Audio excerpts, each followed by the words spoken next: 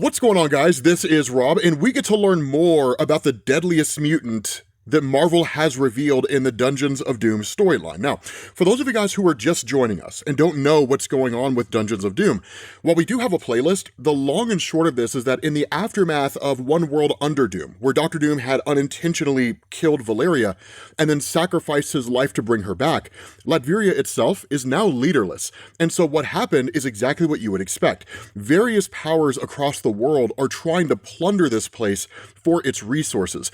Dungeons of Doom focuses on the most powerful and dangerous artifacts that Dr. Doom had in his possession before his death. So, what this does is it initially opens up with the Red Hulk. Now, one of the things to know is that it's Thunderbolt Ross here with an American military group, right? So, they're kind of doing their own thing. And it's really just showing us where he is at that point in time, right? The book just says, the Dungeons of Doom have been found, the forbidden resting place of all Victor Von Doom's darkest secrets, kept safe from his enemies and rivals, or perhaps the horrors from which Doom kept us safe. And that's when you switch over to the military group and this mystery mutant. Now, it's important to know that in the first video, all we got was just this guy who was here and essentially a proximity alert that was put out by Charles Xavier if you got too close to him. And the proximity alert, kind of paraphrase here, essentially said, this guy's locked up for a reason. He's the most dangerous mutant that anybody's ever come across. Do not allow him to go free. Leave now. Do not encounter this guy. But again, these guys ultimately kind of reject the message because they're here for powerful artifacts. And so that's when, as they're talking, right, Major Simmons tries to contact Thunderbolt Ross, but one of his guys says, right, we should move out. We are looking for a way out, and this is not it. But then another guy says, what was that, right? That voice, was that really Charles Xavier? So they're kind of trying to get a lay of the land and figure out what's going on here, right? And so again, where they go to reach for this guy, right? And they talk about the idea of hearing something, they're told, don't even think about it, right? Do not touch any of this stuff, which is kind of ironic because over the course of the rest of the video, you're actually going to see guys just grabbing things willy-nilly, right? And just touching stuff without any real precaution whatsoever. But again, one of these guys is just like, did anybody else hear whispering, right? Some kind of whispering voice coming from this guy. And that's when he starts to move. And they realize he's not dead, right? And that's where the statement's made, right? He can't be alive. Look at this guy, right? He's literally sewed up from the middle. His mouth is sewed out. He's got no arms, no legs. Whatever happened to this guy, right? They took a great amount of caution to make sure this man could not leave this place because it looks like a torture room, right? But that's where Simmons steps forward and just says, like, I'm cutting him down because again, the pursuit of magical artifacts. But even Simmons is told, right? Doom put this guy in here. We don't know what he's capable of. But ultimately, the instant that Simmons cuts the threads on this guy's mouth and allows him to speak, all hell breaks loose because then he just starts uttering this indecipherable language in almost a kind of echo fashion. The guy turns blue and all hell breaks loose because in that moment, like these statements, right? These words just kind of come emanating out and go into one of the soldiers' mouths. And when that happens, this guy, the Whisper Man, his current form explodes, right? It really kind of dissolves, but it blows up from the inside out. And so the Sergeant Major, as he's identified, right? It's like, sound off, are you okay? And he gets this small glimpse. Now, we don't know where this place is. We don't know exactly how things are unfolding. All we really know here is that this Whisper Man is a being of incredible power, able to dominate the wills of seemingly anybody. But what makes him so incredibly powerful is that it took the combined efforts of Emma Frost, Professor Xavier, and Brother Voodoo, Jericho Drum, to try to defeat this guy. So you're talking about two of the most powerful telepaths in the world that had to combine their efforts to take this guy down. But he had literally ensnared the entirety of this village and seemingly thousands of people, because if you look close enough, the human beings who are possessed, it just stretches on for what looks like miles. And so what ends up happening is the Sergeant Major is just like, I'm good, right? I'm good. And Simmons just says, no one touch anything, right? We are getting the hell out of here. And so for the Sergeant Major, he's kind of playing his role as you would expect, right? Like, everybody keep a lookout for Hydra. They are down here too if they're not dead already. And so Simmons finally gets a hold of Thunderbolt Ross, right? And he says, do you hear us, right? There's 5 of us headed west down a corridor. And that's where Ross just says, I'm down here too. I found Booth dead. No other contact yet. And so Simmons just says, General, we found a cell down here. there was a device implanted in a prisoner's chest. The prisoner is dead, but we don't know exactly what this device does because Simmons is carrying it around with him. And so at that point, Ross is just like, tell me you kept it. Simmons, right? We're not the only ones down here. And that's where Simmons just says, right, we have the device. But in that moment, the Sergeant Major kind of starts to go haywire in the sense that his throat starts going nuts, right? It's itchy, he's thirsty, right? His throat's seemingly going dry. And then he just says, I think I need some water. But seemingly he is not speaking in an intelligent way. He's not speaking a language that they can understand, right? One of the guys says, what's wrong with his voice? Why is he talking like that? So it could simply just be the sound of his voice, right? The fact that it's changed so drastically. But then one of them points off in the distance and you end up seeing that there's this Hydra shuttle that's just crashed down here, right? Because we know Hydra was gunning for all this stuff too. And so while all these Hydra agents are taking out, there is a member of the Latvians' resistant force that's basically down here. And so Simmons says, General Ross, right, we've got eyes on a possible exit, cave-in, 400 meters west of our previous location. Follow our location. But then this freedom fighter draws his gun and starts opening fire on everybody. And he does take out one of the soldiers, but in that moment, the Sergeant Major just loses it, right? And just starts screaming at this guy, right? Like, you filthy, stupid little savage. And then starts speaking in the same language the Whisper Man was speaking in, and then just crushes this guy's head. And then just starts freaking out in this unintelligible voice and starts attacking the other soldiers. Then he floats into the air and he explodes from the inside out. I mean, this is nuts. I've never seen anything like this before, right? And so with the Sergeant Major just kind of laying dead on the ground, Thunderbolt Ross chimes in, right? I heard gunfire. Simmons, was that your people? And he just says, Simmons, do you hear that? And Simmons just says, oh no, because in this moment, he seemingly gets the same glimpse that the Sergeant Major has, which indicates Simmons is now possessed. And so at that point, you switch over to Umbra. Now, Umbra is cool. He's referred to as the Wakandan, but he actually has a name now. One of the cool things about this is that while we didn't really see a whole lot of him in the very first issue, the long and short is that he's largely being perceived by pretty much everybody out there in the world reading this comic that he's almost kind of like the dark counterpart to Black Panther, right? Where Black Panther is like a righteous king, this guy's seemingly in pursuit of power. But it is important to specify we don't know his full story. But the story opens up here and it says, the way is deep and dark, but Umbra does not need his eyes to see. A sonic blast radiates from his suit.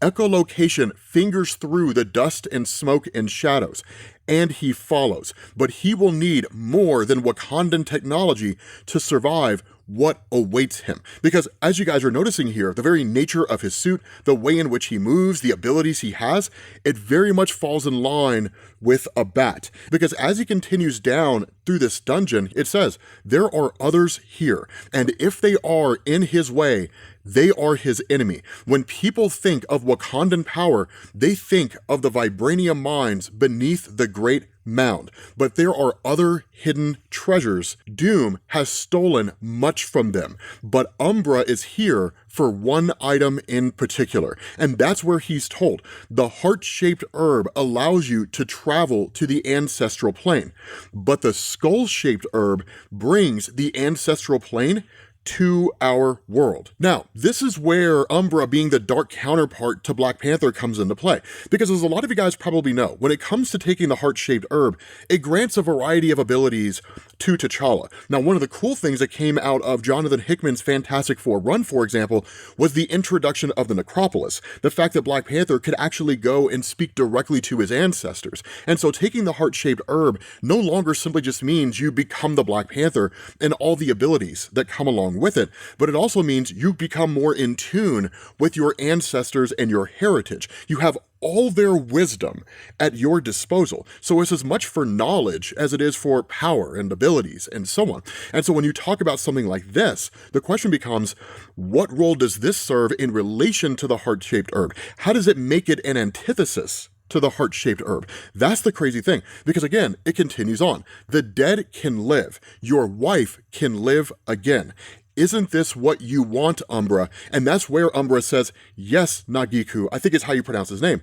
And that's where Nagiku says, good, that's it. You have opened the door. Now, seemingly, this guy stands as the opposite to Bast. That's kind of what everybody's picking up from this, right? That all of it is kind of the other side of the coin from Black Panther. But again, there's so little information here that we don't really know how all this transpires. We don't know how it compares to what's going on with regards to the Panther mythos. Because keep in mind, Bast is one of a series of gods that originated in Egypt, known as the Ennead. But Bast ended up basically separating and then traveling to what we now call Wakanda and becoming the patron god of Black Panthers. That was covered in the old Marvel Tales number 96 from 1950. Technically, it is in the 50s, so while it's not really Marvel proper from the early 60s going forward, your mileage may vary on whether or not you would apply that to the standard here. But the fact is, we don't know where Nagiku comes from, and we don't know the story behind him. But at that point, we switch over to Hydra, the third chapter in the story.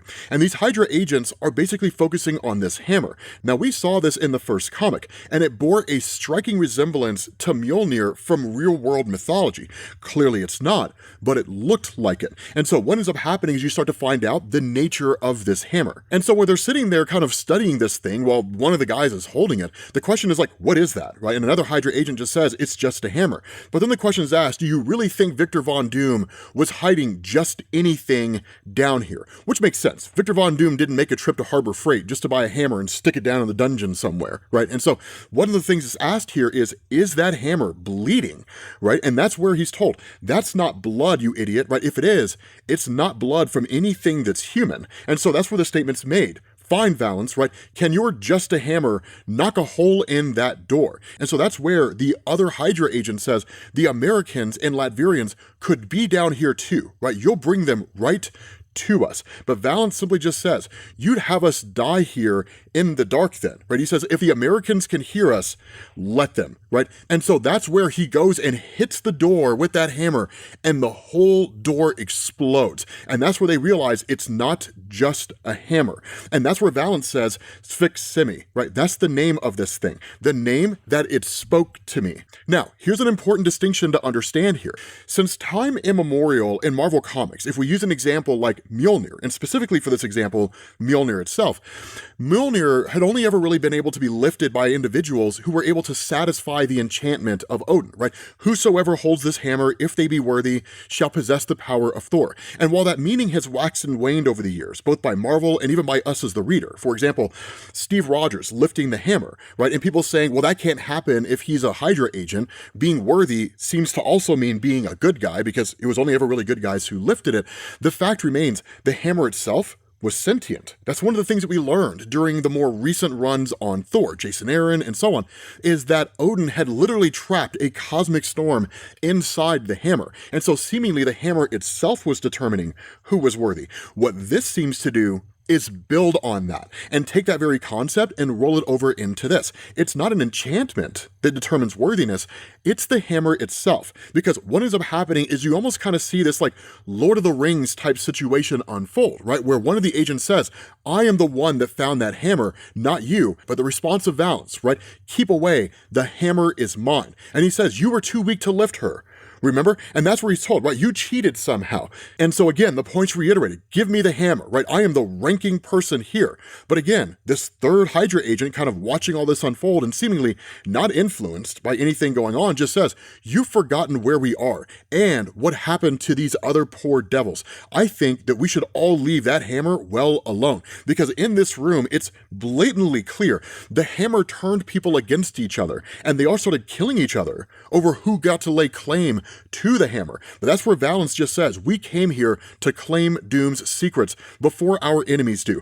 That is what we are doing. So this hammer is mine. And that's where it's like, you mean it's Hydra's, right? Because nothing belongs to any one particular person in Hydra, unless you're talking about Baron von Strucker. Hydra shares information. But the fact is, right, that the statements made by Valance, come on, right, let's see what else is down here. I hope those Americans are as close as you say they are. But that's where another one of these freedom fighters, and really a handful of them, speak the same statement and open fire on Valance and actually hit him in the face, right? And so he's like, I just need to catch my breath, and seemingly just falls down to the ground. And that's what's kind of crazy here, is because in that moment, Manx, right, the other Hydra agent comes running up and just says, like, you're mine, right, and goes to try to lift the hammer, and he can't. The whole time, Valance is taunting him, right, like, you're still too weak to lift this thing. And that's where he says, I told you, the hammer chose me. And then Manx kills Valance on the spot, caves his head in with a rock, and then the hammer starts speaking to him.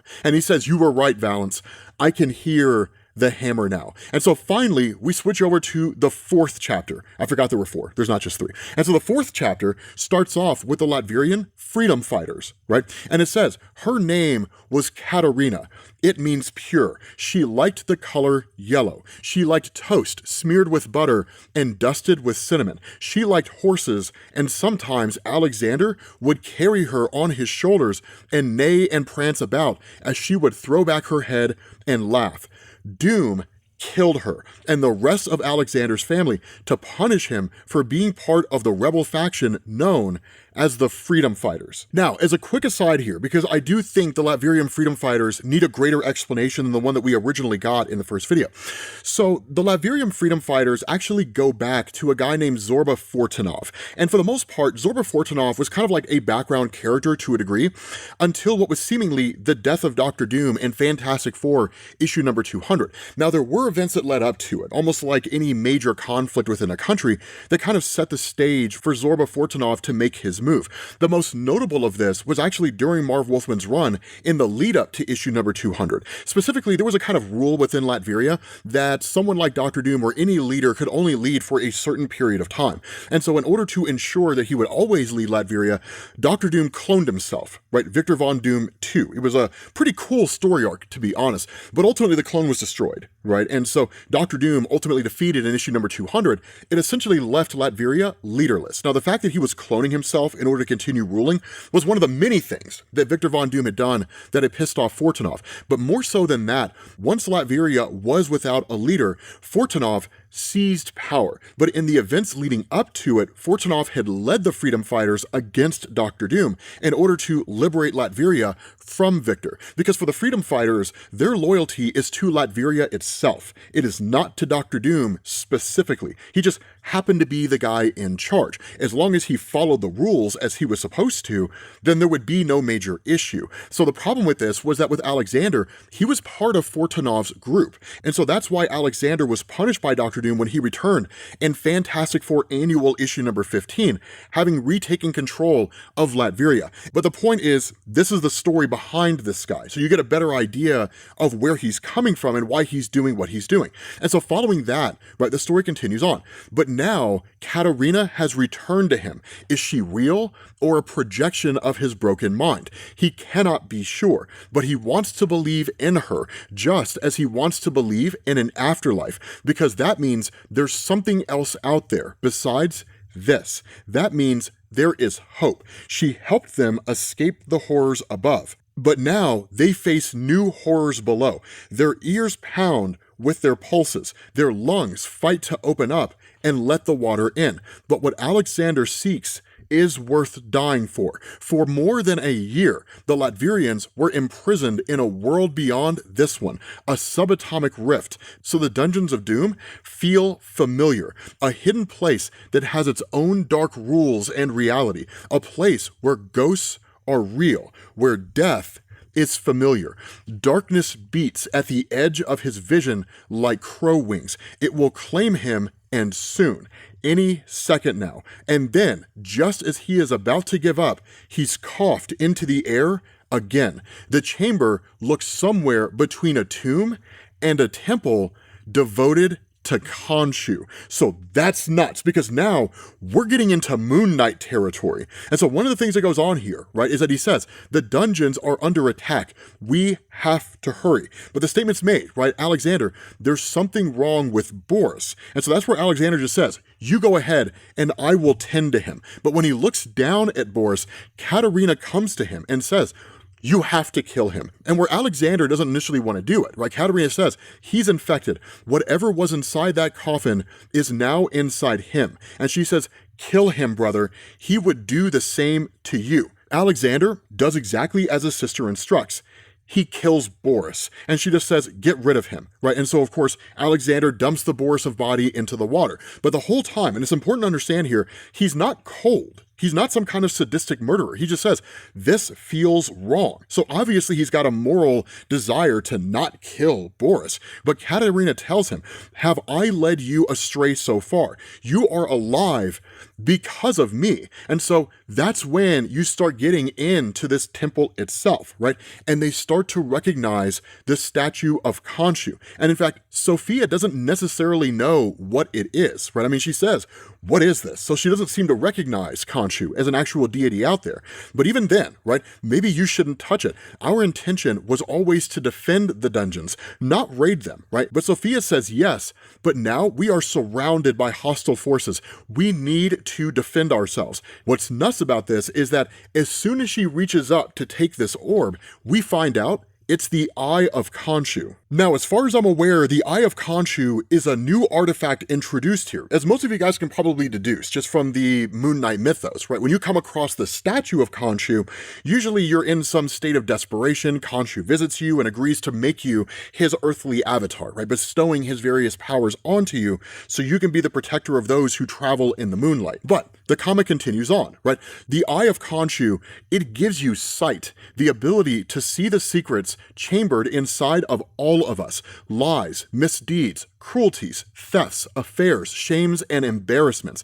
Whatever we lock away in the dungeons of our minds. And so that's when you start to see things like Fedir having a drug addiction of some kind, having a romantic interest with Boris, the two of them being lovers. These are all the things that you learn. Now, there's a reason why powers like this don't exist in the real world. If everybody knew everything that went on in somebody's head, the world just couldn't function, right? I mean, it would be absolute chaos. But having this power is significant. And in fact, the story specifies that, right? Doom had finally fallen, but now warring factions wanted to claim Latveria. More than any rifle or missile, information is the most valuable weapon the freedom fighters could bring to the battle. Now, what's interesting about this is that this orb almost functions in some way akin to telepathy. And the reason why I say it almost functions that way is because where Sophia greets Vader and just says, you have nothing to hide from me, right? Like everything is okay. That Alexander shows back up here, right? And he says, you found it, right? The Eye of Khonshu. And the question's asked, where is Boris? And he simply just says, resting. And so Sophia asks, right, what did you do, Alexander? And that's where she says, you killed him. Now, this is where the difference between the Eye of Khonshu and telepathy comes into play. With telepathy, you can see a person's intention. You can see what their mindset was at the time they committed that act. All the eye seems to do is just show you a thing a person did. It doesn't really give you any indication of what their feelings were, whatever remorse or anger or rage they may have felt in that particular moment. And so context is key. Nuance matters. And so this is one of those situations where things can be misconstrued like that. And that's kind of what goes on here, right? That where Vader is just like, what? Right, you killed Boris. Alexander says, hold on, right? That's not fair. You saw Boris. You know he was already dead. But that's where Katerina appears and says, you need to kill them both, or they are going to kill you. Now, this is why I bring this up before we get to this final page, because there's kind of like this crazy reveal. For those of you guys who remember the comic Thor Disassembled, when he went on that journey, right, the same path that Odin had taken in order to gain the All-Sight and so on and so forth, but essentially doubled his efforts, right? So taking both eyes instead of just one eye, different things along those lines, and then ultimately accessed the runes and became Rune King Thor. That Odin had appeared to him as the Odin Force, really in the form of a child, and was guiding Thor on that journey. So how much do you want to bet this version of Katerina is not actually Katerina? It's Doctor Doom, right? It's Doctor Doom manifesting as a child and goading them on, right? For whatever his own motivation happens to be. Now, I'm not swearing to that, but I think there's a better than fair chance that will turn out to be true. But the fact is, after being told that he needs to kill them by Katerina, he draws his gun, and Katerina tells him, you do not have a choice. Now, to go from having moral reservations on killing Boris, who was seemingly already dying, to suddenly pulling a gun on his friends, this indicates some measure of influence and mind control beyond just the fact that it's the ghostly apparition of his sister telling him to do a thing, right? So some kind of manipulation seems to be at play. But that's where Fader's pissed, right? Like, how could you? And Alexander says, I didn't want to, and I do not want to attack you guys. But Sophia steps in and says, hold on, both of you, this place, it is turning us against each other, because coming up the stairs towards the three of them is Boris, who has returned, possessed by that very monster that had emerged from the casket that came out in the first issue. But here's something crazy about this. Am I nuts? Am I bonkers? Or does this guy bear a striking resemblance to someone who is possessed by Shuma Gorath? I don't know. Leave a comment down below, let me know what you think. But with that being said, guys, we're going to bring this to an end. Hopefully you guys enjoyed this video. If you did, drop a like. Thank you all for watching, and I will catch you all later. Peace.